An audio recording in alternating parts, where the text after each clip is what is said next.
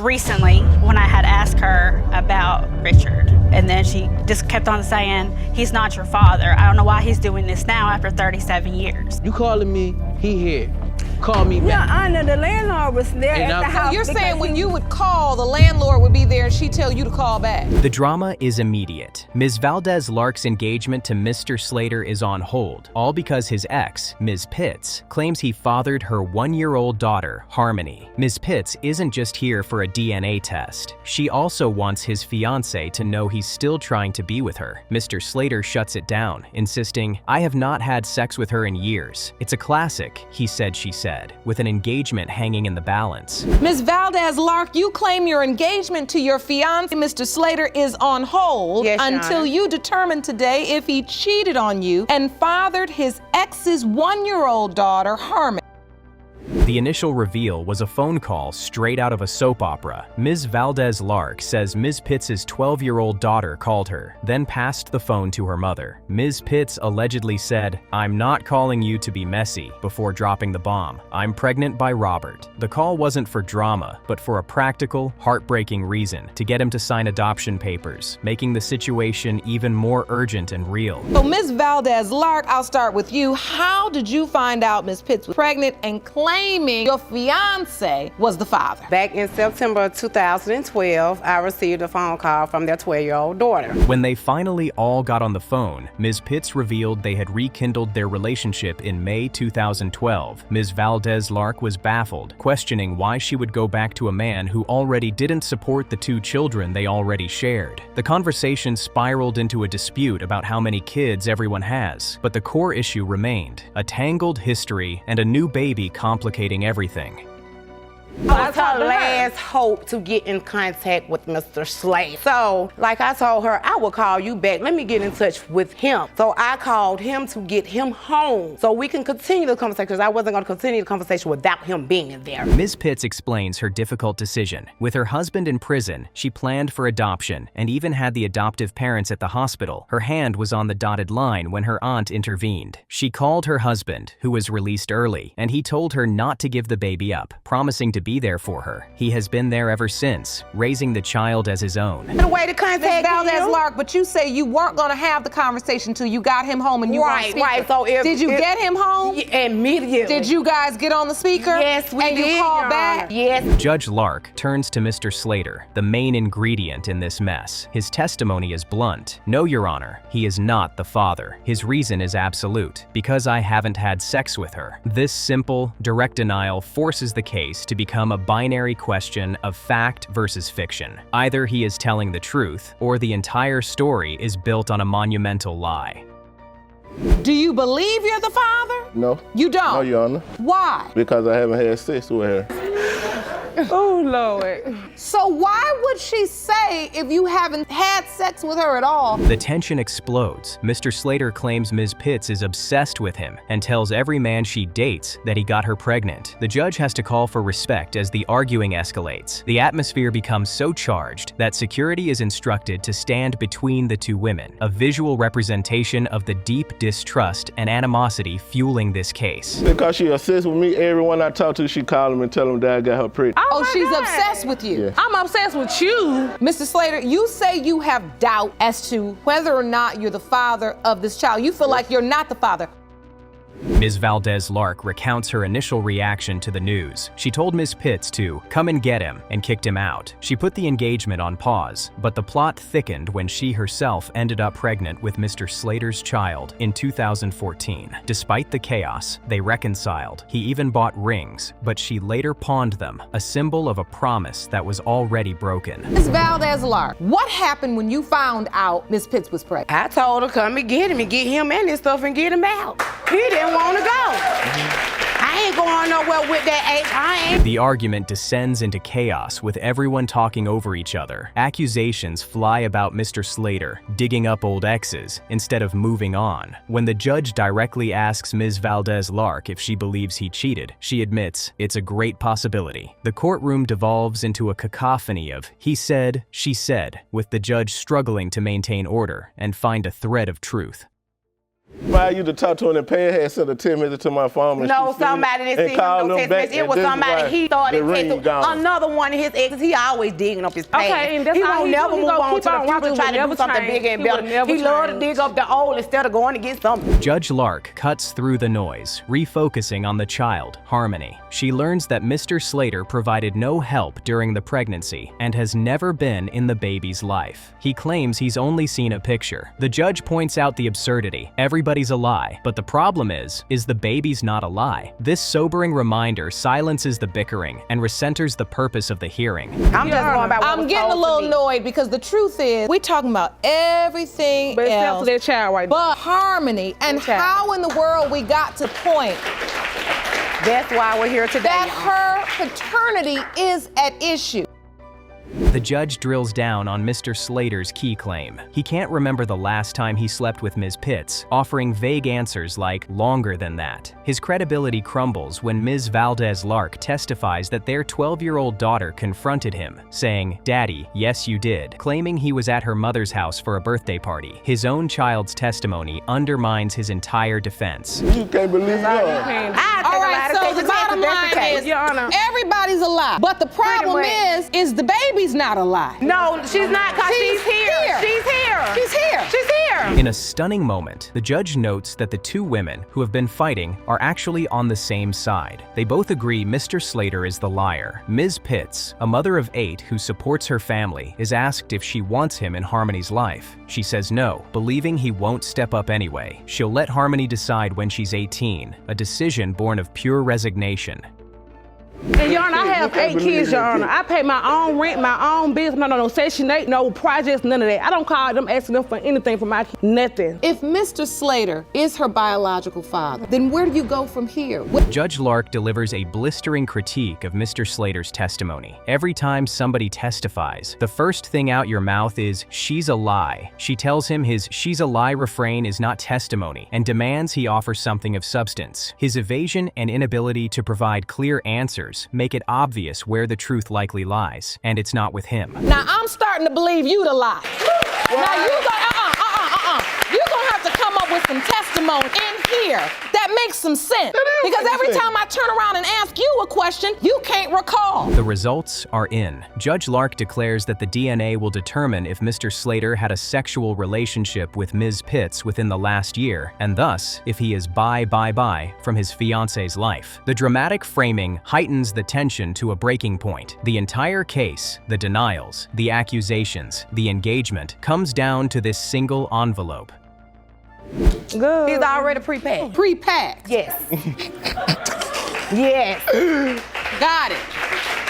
So if the results indicate he is the father, It's bye. okay. Judge Lark reads the verdict from DNA Diagnostics. Mr. Slater, you are her father. The result is definitive. All his denials are proven false. The judge immediately shifts from delivering the result to delivering a mandate, telling the 30-year-old man he needs to get serious. The cavalier attitude he displayed throughout the hearing is now met with the cold, hard reality of his responsibility. When it comes to 1-year-old Primrose Harmony Pitt, Mr. Slater, you are her father. Keep on lying. Mr. Miles is in court to prove he is the father of 37-year-old Christine Turner. He admits he denied paternity when she was a baby, but is now here to, in his words, right his wrongs. The emotional stage is set for a dramatic confrontation. Christine, however, is here for the opposite reason. She wants to prove he is not her biological father after a lifetime of his absence and her mother's claims. Mr. Miles, you are in court today to prove to your 37-year-old daughter, Christine, that you are her father. Yes, ma'am. You admit you initially denied paternity when she was a baby, but are here to right your wrongs. Yes, ma'am. But she now wants to prove you are not her biological father. Christine immediately challenges Mr. Miles. "I do not believe you're my father," she states firmly. Her pain is palpable as she questions his motives. "You've been absent for 37 years. Wow. Why? Why now?" This isn't just a paternity test, it's a reckoning for decades of abandonment. The raw emotion in her voice sets the tone for the entire case, highlighting the deep-seated hurt behind the simple question of biology. Yes, ma'am. Jerome, please escort her into the courtroom. Gladly. Thank you for being here today, Ms. Turner. Thank you. Ms. Turner, you don't believe Mr. Miles is your biological father? I do not. Explain. I don't believe you're my father. My mom says you are not my father. Mr. Miles explains his side, painting a picture of youthful ignorance. "I was young and I was stupid. I was 17 years old," he pleads. He claims he was blindsided by a court summons for a child he never knew existed. His defense hinges on being an uninformed teenager, a narrative he hopes will justify his 37-year silence and the initial denial that started this entire legal and emotional saga. Back when all of this started, I was young and I was stupid. I mean, I was 17 years old when I met your mom. I had no idea even what I was doing in life. And I'm hanging with my friends, and that's when I met your mom. We got together and we were together like a couple of months. I loved your mom at the time. Christine reveals her difficult childhood, giving context to her anger. "It was hard," she shares, her voice heavy. "She was a bad student, got in trouble, and spent 4 years in foster care. She underwent extensive therapy to cope. This isn't just about a missing father. It's about a life of instability and trauma where his absence was a central, painful theme. Her strength in surviving this is what makes his return so complex." I was really bad as a student. I got in a lot of trouble. I went to foster care for 4 years. I went through lots of therapy to forget all this, and I'm back today. But you're strong. I'm strong. And you're not alone, because we're here with you. Thank you. And so this was very difficult for you.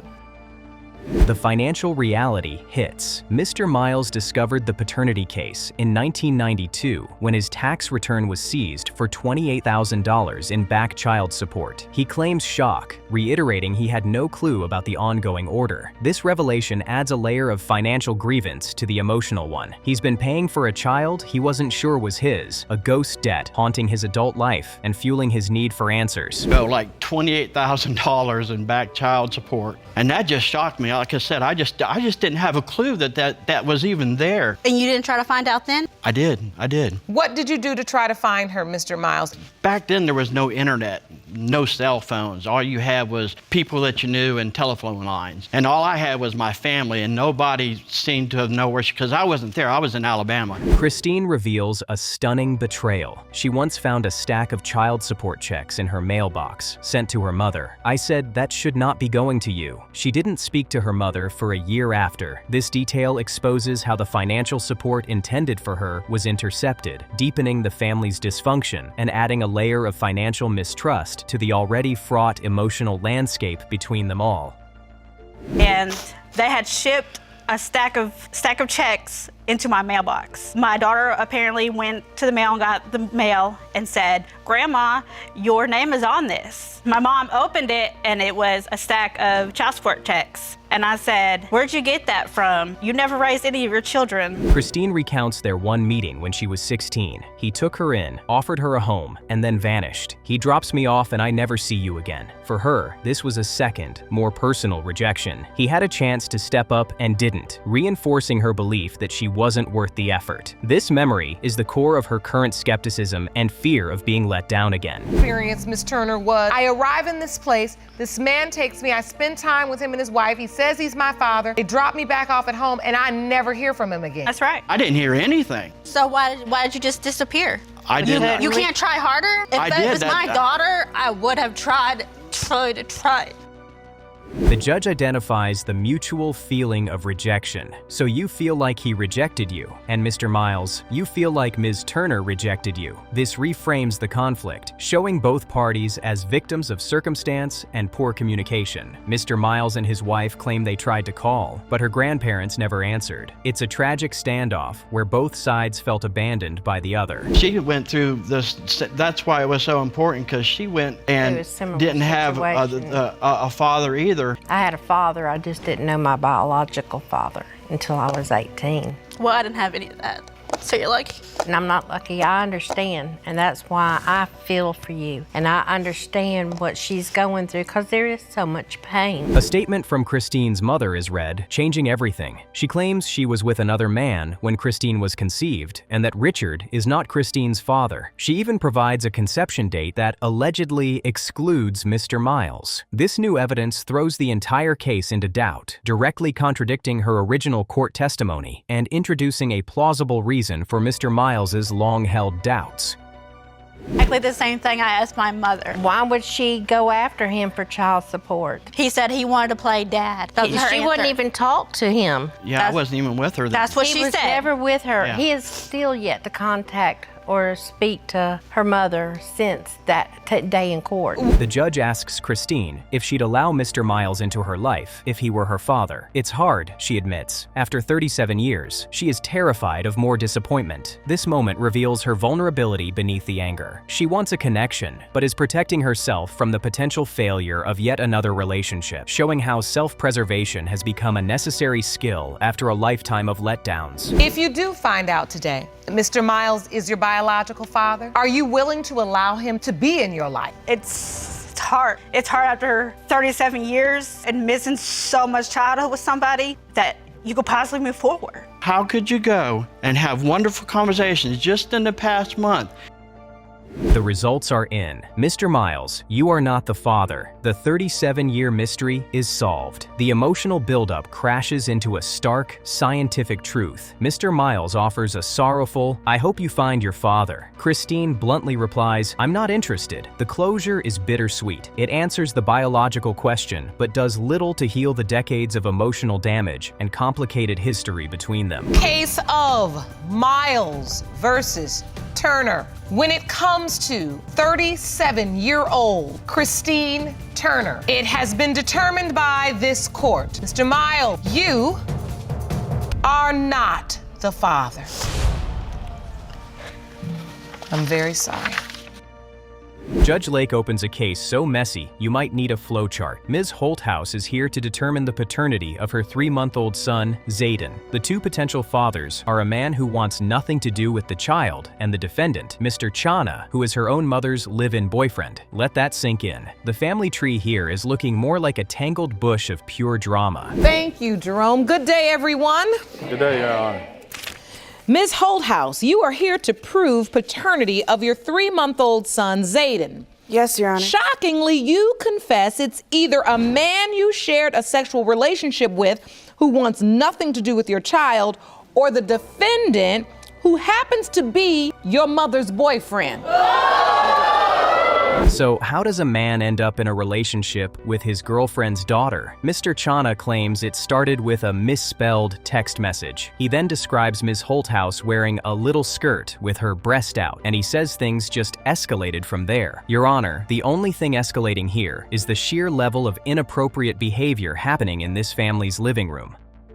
Though you admit you were intimate with your girlfriend's daughter, you say you strongly doubt you fathered her child. Yes, Your Honor. So Ms. Holthouse's mother is waiting outside the courtroom, and I'm sure she'll have a thing or two to add to this case as well. We'll meet her in a moment. So Mr. Chenault, how did you end up in a sexual relationship with your girlfriend's daughter? The judge is just as stunned as we are, asking Mr. Chana if he ever thought this was inappropriate. Meanwhile, Ms. Holthouse reveals the text was indeed meant for him, and she sent it while her mom was sitting right next to her. The audacity is breathtaking. This wasn't a secret affair. It was a scandal unfolding in plain sight, with a level of boldness that defies all logic and basic decency. Did you ever think in your mind this is inappropriate? So Ms. Holthouse, this all started with a word you misspelled in a text. Yes, Your Honor. He told us the word you abbreviated, and I can imagine how you abbreviated it. You sent the message. Was it meant for him or meant for someone else?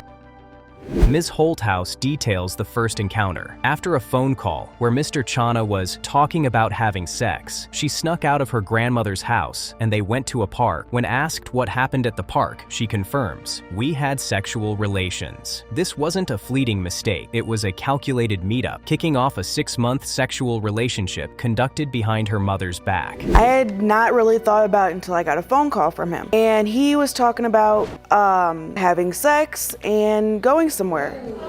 I snuck out of my grandma's house that night and we went to a park. And what happened at the park? We had sexual relations. The plot thickens like day-old gravy. Judge Lake asks if Mr. Chana was also still sleeping with the mother during this time. His answer? A simple yes. The judge's response says it all. Now you know, that's just nasty. He was intimately involved with both mother and daughter concurrently, creating a love triangle so dysfunctional it would make any soap opera writer blush with pride.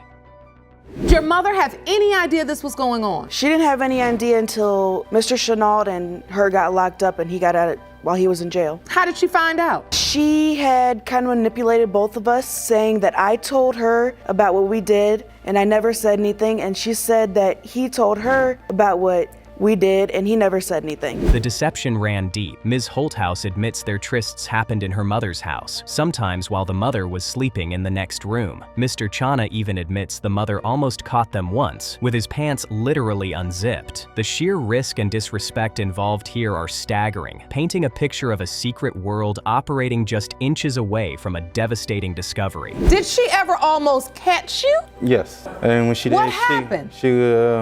She caught me standing in front of her, my pants unzipped. She was really furious and upset, and we basically got into huge arguments and fights about things that were going on. And so, when you found out you were pregnant, Ms. Holthouse, did your mother know anything about this? No, Your Honor.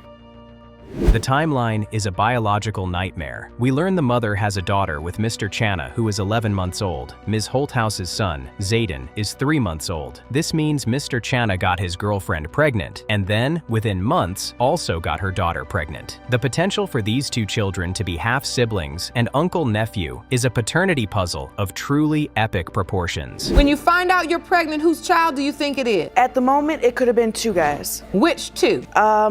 Mr. Chenault and another guy. And I had to sneak out and go tell Mr. Chenault that it could be his, maybe. You were honest? Yes, Your Honor. The mother is brought into the courtroom, and her intuition was spot on. She noticed her daughter would immediately take her spot on the couch next to Mr. Chana the second she got up. That's not just a red flag, that's a full-blown parade. She sensed the betrayal in her own living room, a testament to the creepy and obvious vibes this entire situation was giving off.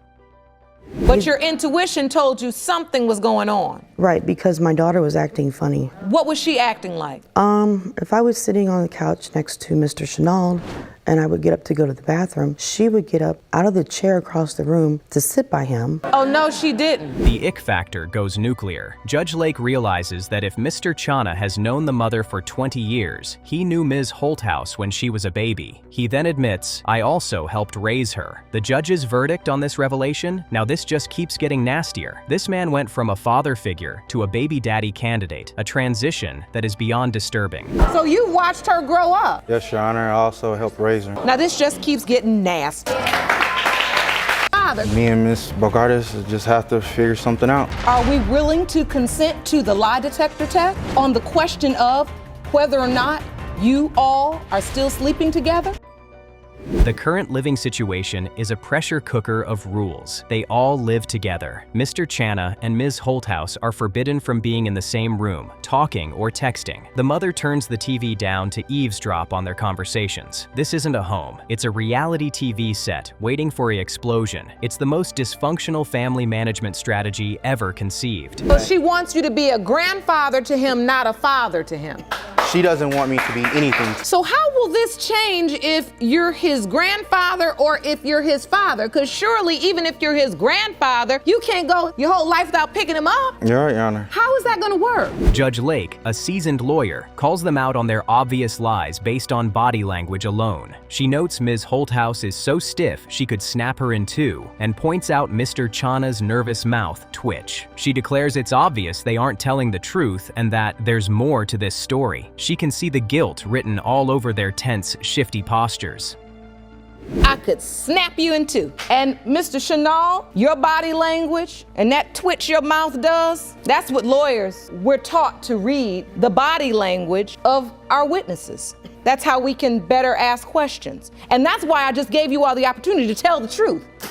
Because it's obvious from where I'm sitting, you all aren't telling the truth. And the lie detector test proposal reveals everything. Judge Lake asks if they will take a test to prove they are no longer intimate. Mr. Chana immediately refuses with a firm, "No, Your Honor, I won't." Ms. Holthouse also refuses. Their refusal to take a simple test to provide peace of mind speaks volumes, confirming the judge's suspicions that the inappropriate behavior never truly stopped in that chaotic house. No, Your Honor, I won't. I'm sorry? No, Your Honor, I won't.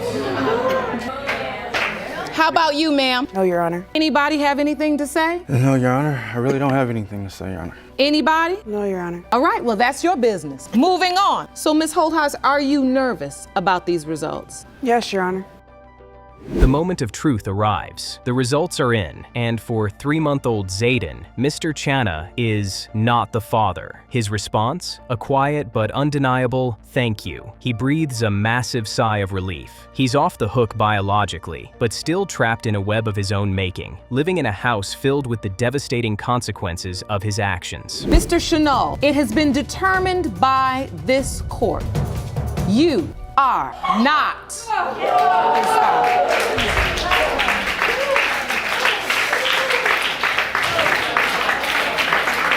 The case of Barlow versus Winslow kicks off with a classic paternity dispute, but with a twist. Mr. Barlow, a father of 8, claims his 9th child, Jabal, looks nothing like him. He boldly states he is not the father and points the finger at a specific man, their landlord. Ms. Winslow, however, stands by her man, but also hints there might be a good reason for the lack of resemblance. The drama is already brewing. Mr. Barlow, you say your 8 kids look exactly like you, but the defendant's son, Jabril, looks nothing like you. And that's because you're not his father, and you know who is. Am I correct? Yes, Your Honor. Ms. Winslow, you stand in court stating that Mr. Barlow is your son's biological father, but also say if he's not, there's a good reason for it. That's correct, Your Honor. So, Mr. Barlow lays out his primary evidence. He was away during the conception period. He cites a long history of infidelity on Ms. Winslow's part as his reason for suspicion. His theory? She was sleeping with the landlord. He claims that when he would call her, she would often hang up, sometimes mentioning the landlord was present. This, for him, is the smoking gun, proving his girlfriend's betrayal and the source of his deep-seated doubts. Well, he was around enough for us to conceive. Whilst I was away, you understand? Whilst I was away, I believe she was sleeping with the landlord. You do? Yeah. And that's not possible, Your Honor. The landlord. Why do you believe that? What evidence do you have? Did you hear something? Whilst I was away, I would call all the time because I got a long past of infidelity. The timeline gets suspicious. Mr. Barlow reveals he was calling as late as 10 p.m. and the landlord was still at the house. The judge questions what a landlord would be doing there so late. Ms. Winslow defends him, saying he was putting together bunk beds and fixing a leaky roof, claiming he does all the maintenance himself. This very nice landlord was apparently doing some very late-night handiwork for his tenant. You call at 10 and he's there. Yeah, the landlord's at the house at 10 p.m. Yeah, and you know why, Your Honor? and stuff. You know why, Your Honor? Beds. You know why, Your Honor? Put together the beds? Yeah. You know why, I'm Your like, Honor? how he because he doesn't have contractors. He does things So what his in a so-called girlfriend thinking 3-story about building this? himself. He doesn't have a hired contractor. He's doing everything himself. The financial relationship raises eyebrows. Mr. Barlow questions why the landlord let Ms. Winslow move in without the full deposit and only pay $300 of a $2,500 rent. He then claims the landlord was buying her furniture. Mr. Barlow sees this as clear evidence of an inappropriate relationship, arguing a businessman wouldn't act so generously without ulterior motives. This financial leniency becomes a central pillar of his conspiracy theory. This man running a business. Now, you gotta pay me $2,500 for rent, right? For what reason do I say, okay, you ain't got it, just give me $300? This is what happened. When I moved into this apartment building, I had got duped by a crooked person. The landlord that I was supposed to move into a house in, I paid him $2,000. The obsession is real. Mr. Barlow claims he called over 80 times while away, only to be hung up on repeatedly. Ms. Winslow fires back, revealing his deep insecurity. She says he didn't know what the landlord looked like and assumed he was old. When Mr. Barlow finally saw him and realized he was their age, the jealousy erupted. His own past infidelities were projecting a shadow of suspicion over her every interaction. Over 80 times. Over 80 times. Yeah, I know. You called and she basically just hung up. Yeah, hang up on me. Then when I came home one time, I pop up. He calls to try to see if he can hear noise in the background. I'm at home with 3 boys. I don't have time for him to hear let me hear who's in the background. Be quiet. Let me see what's going on. Not dealing with. Mr. Barlow describes popping up unannounced and finding the landlord integrated into his family's life. He saw them getting ice cream, playing football, and just generally always being around. He calls the landlord very nice, but the tone is dripping with sarcasm and suspicion. In his mind, this wasn't just a helpful landlord. This was a man who had seamlessly replaced him in his own family's daily routine. Like, he ain't a stranger. He the landlord. You know, they got ice cream and sodas. He coming in, you know what I'm saying? And then I come home another time, they playing football. You know what I'm saying? They playing ball. He always at the house. For what? That's a very nice landlord. Yeah, he's very nice. So The plot takes a wild, unprecedented turn. Ms. Winslow admits Jabil doesn't look like her OR Mr. Barlow. She then drops the bombshell. She believes the baby was switched at birth. She says she has a strong connection with her son, but is tormented by the possibility he is not biologically hers. This isn't just a paternity test anymore. It's a potential maternity mystery that shocks the entire courtroom. So now that leads me to believe the only way that this baby is not this man's child is if he's not mine. I believe something happened at the hospital, and it would devastate me, Your Honor. I have a strong connection with my son.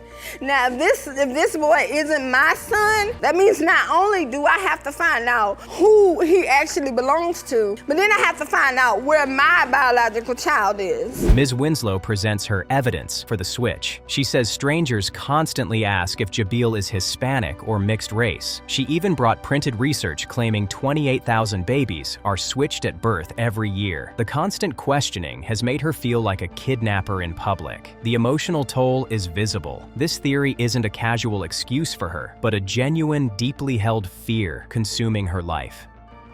Jungle gym jumping, and a woman, a Hispanic lady, sat there and she was like, is he Hispanic? Is he mixed or something? I did a research online. The research is right here. Let me see that. And What did you 28,000 babies have been switched at the hospital, and find out later on that their parents aren't their biological children. After a recess to verify the maternity results, Judge Lake returns with definitive news. The probability of maternity is 99.9999%. Ms. Winslow is, without a doubt, Jabil's biological mother. A massive weight is visibly lifted from her shoulders. With the switched at birth theory completely debunked, the focus shifts back to the original question. Is Mr. Barlow the father, or is it the ever-present furniture-building Colombian landlord?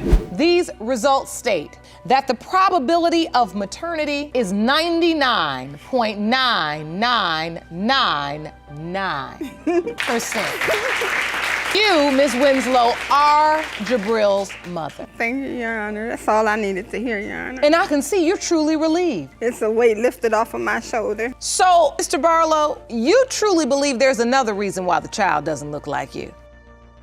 Ms. Winslow delivers a powerful emotional plea, revealing Mr. Barlow's own extensive history of infidelity. She says he had twins and triplets with other women during their 11-year on-and-off relationship. Despite all his wrongdoing, she claims she has always been faithful and loves him to the bottom of my heart. This confession flips the script, painting Mr. Barlow as a projecting philanderer and her as a tragically loyal partner. Like he hasn't done anything to me, he has done the most. Yes, as a woman, I stand here with my backbone, and I've accepted all of his wrongdoing. And I still love him to death, to the bottom of my heart. So why would I wait till he's in... Excuses are best for those who use them. You understand what I'm saying? Mr. Barlow, you serious? You believe this landlord has a little bit too much of a presence in your life? Man, he had too much of a presence in their life. I was always away. He had a presence in our lives because he wasn't there.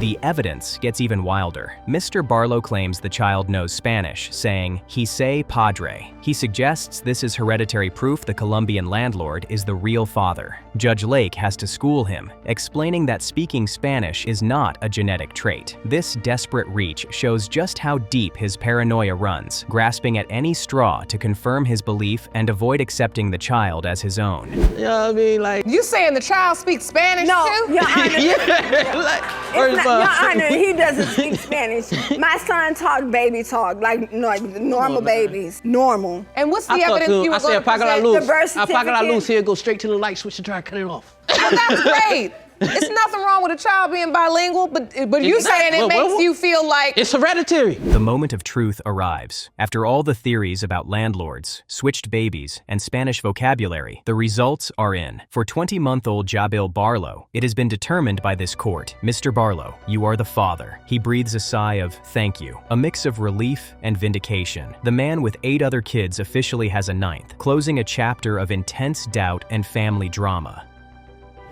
in the case of Barlow versus Winslow, as it pertains to 20-month-old Jabril Barlow. It has been determined by this court, Mr. Barlow, you are the father. Thank you. Thank you. Thank you. Thank you, Your Honor. So, the bottom line is you. Judge Lake delivers the final verdict on their behavior. She tells them the constant doubt and chaos they created was so severe that Ms. Winslow was convinced she wasn't even the mother. She urges them to move past the confusion for the sake of their beautiful baby boy and provide him with a healthy, happy upbringing. It's a stern but hopeful conclusion to a case fueled by insecurity and wild accusations. You didn't even know if you were the child's mother. I mean, this is how crazy it got, that there was so much doubt in your house, you had people convincing you weren't the mother. That's true, Your Honor, I did. You all have a beautiful baby boy. I want you to grow together, take care of him. The case of Crawford versus Liggins begins with a 35-year-old mystery. Mr. Crawford is here with his sister, Ms. Crawford, to prove that Patricia Liggins is his biological daughter. He admits that as a young man, he wasn't ready for fatherhood and denied paternity. Now, he says he's lived with years of regret and is here to right his wrongs. But Ms. Liggins is on the other side, full of doubt about this sudden paternal claim. Mr. Crawford, you say as a young man, you were not ready for the responsibility of being a father and denied paternity of Patricia Liggins. After 35 years of living with denial and regrets, you are here with your sister. The emotional stakes skyrocket as Miss Liggins enters the courtroom. Mr. Crawford hasn't seen her in 35 years. She is immediately skeptical, stating firmly, "I would have to say he's not my father because I've never heard of him in my life." She reveals her mother never mentioned him, and she grew up believing another man was her dad. This surprise revelation is, in her words, hurtful and just too much to process. Regrets and unanswered questions. Tell me about that. I'm here to right my wrongs and try to prove that she's my daughter. She does not believe you're her biological father, and yet you're still here to right your wrongs because Yes, you Your believe Honor. you are. Yes, Your Honor. All right. Ms. Crawford, this is truly eating away at your brother. Yes, it is, Your Honor. How has it been for your family? It's been kind of up and down because for a long time, we didn't know anything about it. And once he got in touch with her. Ms. Liggins recounts the bizarre moment she first heard about Mr. Crawford. It was just last year at a family barbecue. Her aunt called her and asked, "Do you want to hear from your dad?" She was completely shocked, thinking it was a joke. The word dad was a foreign concept to her. She describes feeling torn and confused, unable to comprehend why this man would appear after 3.5 decades of silence. Well, I would have to say he's not my father because I've never heard of him in my life. It's been 35 years. No one in my family, not even my Auntie Linda, so I'm surprised that she's here saying that he's my father. My mother, not once has she ever mentioned him. I talked to my great aunt. No one close to me has ever heard of him because I grew up knowing that another man. The core of Miss Liggins's pain comes pouring out. She directly asks the question burning in her heart, why now? She's 35 years old and has built a life without a father. She declares, "I've been living my whole life without a father, and I'm okay with that. This late-in-life disruption feels more like an intrusion than a blessing, leaving her feeling lost and emotionally overwhelmed by the sudden possibility." Everything is going to be fine. I'm 35 now. I've been living my whole life without a father, and I'm okay with that. But for you to come to me now? Why not years ago? Why now? I really don't understand. I'm kind of lost for words. This sounds absolutely incredible. 35 years, and you get a call out of the blue. The aunt, Miss Shaw, adds more family drama to the mix. She claims she always knew Mr. Crawford was the father and even told Ms. Liggins about him. But Ms. Liggins fiercely denies this, calling her a liar and stating she was told her entire life that another man was her father. This conflicting testimony creates a classic he said, she said scenario, deepening the mystery and the family tension. Miss Shaw, were you around when her mother dated Mr. Crawford? Yes, ma'am, I was. And so you remember that courtship? Yes, ma'am, I do. And that's why you're so convinced he is your niece's biological father? Yes, ma'am, I am. She's about the only one that's convinced, because I'm not convinced. I've never heard of this man in my life until last year. So I don't know where all of this is coming from and why is it now? Why not so many years ago? Mr. Crawford finally explains the origins of this saga. He says his relationship with Ms. Liggins' mother was not serious. It was a single intimate encounter after a 4th of July celebration. He then left town to work on a cruise ship. When he returned and saw the baby, the mother told him it was his. He denied it, citing timeline doubts, and then disappeared from their lives for decades. Why it took so long? Her mom and I, we went together. We was out celebrating on the 4th of July, and we ended up just being together. One time, after that, I haven't seen her mother anymore until she had a baby, came around, and I said, "Who baby is that?" She said, "Yours." I said, "No, I don't think so." It's the doubt.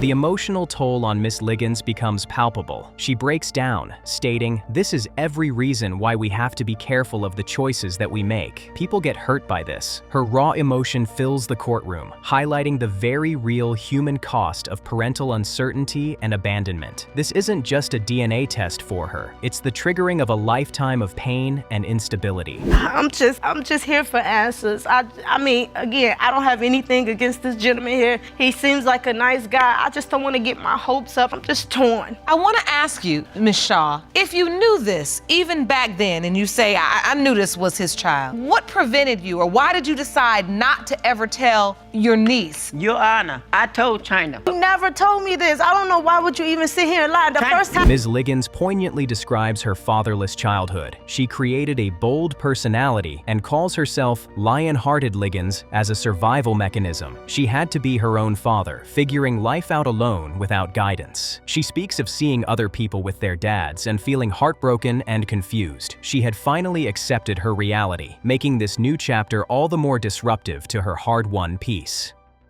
Life like growing up without a father? Oh, I had to create this bold personality. I call myself Lion-Hearted Liggins because I have to put on this shell, like I'm just by myself, strong and determined and being my own father, trying to find my way, making mistakes and not having that man there to tell me like, okay, oh, he isn't good for you, so I'm just trying to figure life out on my own. So it's been very heartbreaking. Sometimes I would be so confused. I'll see other people with their dad like. A heartbreaking layer is added when Miss Liggins questions Mr. Crawford's motives. She wonders aloud, why do he want me to be his daughter? Because I don't have anything for him. I can't offer him anything. This reveals a deep-seated feeling of worthlessness, a common scar for those who've experienced parental abandonment. She can't fathom why he'd want a relationship if there's no material gain for him. But I also want to say this to China, if you will receive it. I lived in the house with my brother and I didn't know. So my heart goes out to you because you did most of the suffering with these years. But I also want you to recognize I knew your mom and he's my brother and I didn't know. I want to help her. I hope she is okay? I want her to let her know where she came from. And like she says, she don't know why this is going on because she ain't got no money. We don't either, but we got some love. In a beautiful moment of familial support, Ms. Crawford speaks directly to Ms. Liggins's fears. She acknowledges her suffering and assures her, "We don't have money either, but we got some love and all it takes." This heartfelt plea cuts through the doubt, emphasizing that their interest is genuine and based on connection, not capital. It's a powerful offer of unconditional love after a lifetime of its absence. The thing about me having intercourse with her in July, and they saying she was born in January, didn't add up to me. But we learned that she was premature, so she wouldn't be on the roster of conception. So I say it's a possibility she might be mine. So I'm finna find out. She and I talk, and I say, don't trip off nothing. We'll find out DNA and tell us the truth. Mr. Crawford explains his original denial. He doubted the paternity because the baby was born in January and their encounter was in July. However, his sister clarifies that Miss Liggins was premature, which aligned with the timeline. This new information is what finally convinced him of the possibility he was the father, leading him to seek the truth and ultimately bring this decades-old question to court. It would be nice, but I've already created the shell, like, just accept it for what it is. So I don't want to get my hopes high, you know, and if he's not my dad, I have to go back to living how I already was living without a dad. So I'm just gonna say he's not my dad. But if he is, we're coming through that shell. Come on. She have to be broke.